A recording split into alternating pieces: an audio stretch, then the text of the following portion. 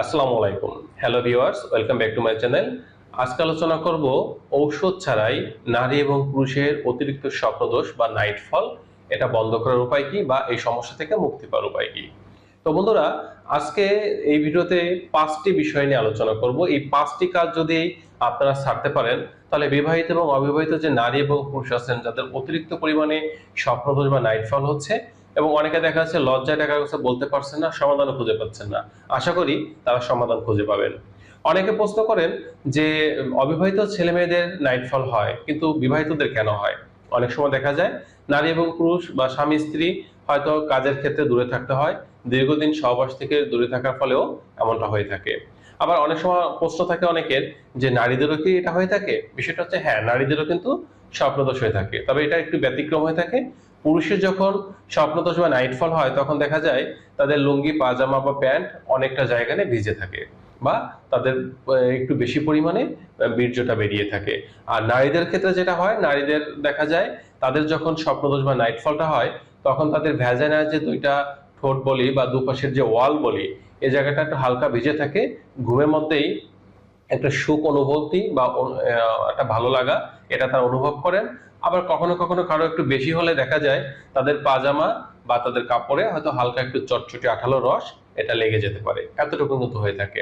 তো এই সমস্যা যদি আপনার প্রতিনিয়ত হতে থাকে, এটা থেকে মুক্তি পাওয়ার জন্য প্রথম নম্বর যে কাজটা আপনাদের করতে হবে সেটা হচ্ছে অতিরিক্ত পরিমাণে খাবার গ্রহণ করার অভ্যাস থাকে এটা পরিহার করতে হবে। কারণ আপনি যখন অতিরিক্ত খাবার খাবেন, আপনি যদি ছেলে হন তখন সেই খাবারের খাওয়ার ফলে আপনার শরীরে প্রোটিন ভিটামিন মিনারেল এগুলো বৃদ্ধি পাবে, যার ফলে আপনার শরীরে টেস্টোস্টেরন হরমোন লেভেলটা বৃদ্ধি পাবে এবং আপনার কিন্তু এই স্বপ্নদোষ সমস্যাটা বেশি পরিমাণে দেখা দিবে। ঠিক একইভাবে আপনি যদি নারী হন তাহলে দেখা যাবে আপনার শরীরে ইস্ট্রোজেন হরমোনটা বৃদ্ধি পাবে, যার ফলে দেখা যাবে আপনার স্বপ্নদোষ বা নাইট ফলের সমস্যাটা দেখা দিবে।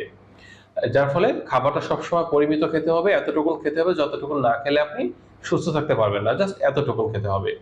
আর দ্বিতীয় নম্বর যে কাজটা করতে হবে, অনেকে দেখা যায় গার্লফ্রেন্ড বা বয়ফ্রেন্ডের সাথে প্রচুর পরিমাণে উত্তেজনামূলক কথা বলেন, ভিডিও কলে নিজেদের প্রাইভেট পার্টগুলো দেখাদেখি করেন।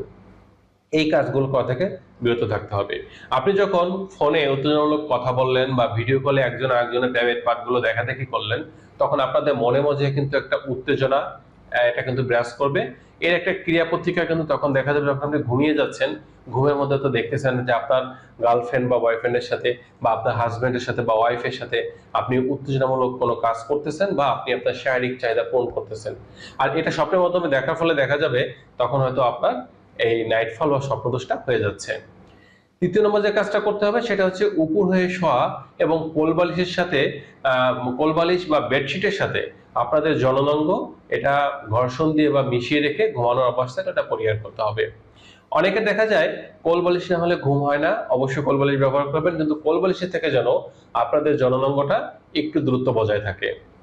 আবার অনেক পুরুষ আছেন তারা যখন ঘুমাতে যান তখন দেখা যায় যে তারা উপর হয়ে ঘুমান, আর যখন উপর হয়ে ঘুমাচ্ছেন তখন আপনার পেনিসটা কিন্তু সরাসরি আপনার বেডশিটের সাথে ঘর্ষণ লাগতেছে, বা আপনি যখন কোল বালিশের উপর নিচে দিয়ে উপর হয়ে ঘুমাচ্ছেন তখন কোল বালিশে কিন্তু একটা ঘর্ষণ লাগতেছে।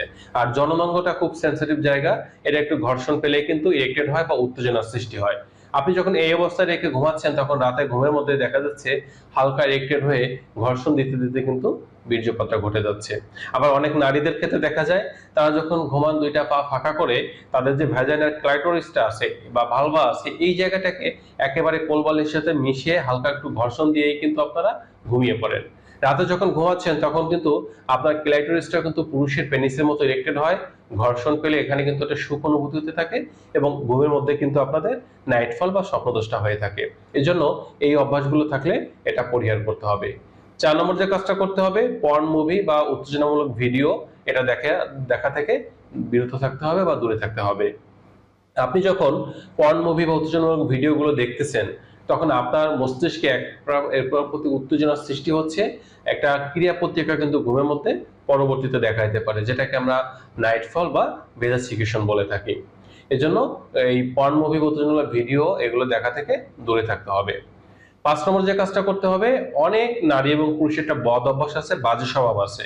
তারা যখন শুয়ে থাকেন, বসে থাকেন বা একটু রিল্যাক্সেশন অবস্থায় থাকেন, কারণে বা অকারণে তাদের জননাঙ্গ হাত দিয়ে নাড়াচাড়া করেন বা একটু ঘর্ষণ দিয়ে থাকেন। এই অভ্যাসটা পরিহার করতে হবে। অনেক পুরুষ দেখা যায় হয়তো বসে আছেন বা শুয়ে আছেন, কোনো কারণ ছাড়াই তার পেনিসটা একটু নাড়াচাড়া করতেছেন, ইরিটেট করতেছেন, একটু সুখ অনুভূতি নিচ্ছেন। অনেক মেয়েরাও দেখা যায় যে হয়তো শুয়ে আছেন বা বসে আছেন, হাতটা টোটালি তাদের দেখা যাচ্ছে চট করে তাদের ভ্যাজানাতে চলে যাচ্ছে, এবং সেখানে সে ভ্যাজানা ক্লাইটোরিস, ভালভা এই জায়গাটা একটু ঘর্ষণ দিচ্ছেন, একটু সুশ্রী লাগতেছে। এরকম করতে করতে হয়তো দেখা যাচ্ছে উত্তেজনামূলক অবস্থায় আপনি ঘুমিয়ে পড়তেছেন। ঠিক এই ঘুমানোর পরে আপনার এই উত্তেজনাটা যেহেতু প্রশমিত হয়নি, এটা প্রশমিত হওয়ার জন্য তখন দেখা যাচ্ছে যে আপনার নাইটফল বা স্বপ্নদোষ হয়ে যাচ্ছে। এই 5টি কাজ যদি পরিহার করতে পারেন, তাহলে দেখা যাবে ঔষধ ছাড়াই আপনারা সুস্থ হতে পারবেন। আপনি 5টি কাজ ছাড়লেন, তারপরে যদি আপনার সমস্যার সমাধান না হয়, এবং যদি এমনটা হয় যে মাসে আপনার 8 বার বা তার থেকে বেশি পরিমাণে দিনে বা রাতে নাইটফল বা স্বপ্নদোষ হচ্ছে, তাহলে কিন্তু বসে থাকা যাবে না, অবশ্যই চিকিৎসকের শরণাপন্ন হতে হবে। তবে যদি মাসে 2-4 বার বা 7 বার পর্যন্ত হয়, তাহলে আপনার চিকিৎসকের কাছে যাওয়ার প্রয়োজন নেই, এটা স্বাভাবিক। এবং আপনি 5টি নিয়ম মানলে দেখবেন যে আস্তে আস্তে এটা কমে যাচ্ছে বা এটা আর সমস্যা দেখা দিচ্ছে না। আর যদি 8 বারের বেশি হয়, তাহলে অবশ্যই আপনাদের চিকিৎসকের কাছে যেতে হবে, মেডিসিন খেয়ে সুস্থতা অর্জন করতে হবে। আর যদি কেউ এর স্থায়ী সমাধান চান, তাহলে হচ্ছে নারী বা পুরুষ যদি কেউ বিবাহের উপযুক্ত হন এবং সুযোগ থাকে বিয়ে করার, বিয়ে করতে হবে। বা বিয়ের পরবর্তী অবস্থায় যদি দেখা যায় স্বামী বা স্ত্রী অনেকটা সময় দূরে আছেন, তাহলে একটু কাছাকাছি থাকার চেষ্টা করতে হবে, নিয়মিত সহবাস করতে হবে, তাহলে স্বপ্নদোষটা চলে যাবে। স্বপ্নদোষ আসলে এটা কোনো রোগ নয়, এটা হচ্ছে আমাদের উপযুক্ত বয়সে যখন আমরা সহবাস করতে না পারি, তখন তার একটা প্রতিক্রিয়ার ফলে এটা হয়ে থাকে। তো বন্ধুরা, এই ছিল আজকের বিষয়। সকলে ভালো থাকবেন। আজ এ পর্যন্ত।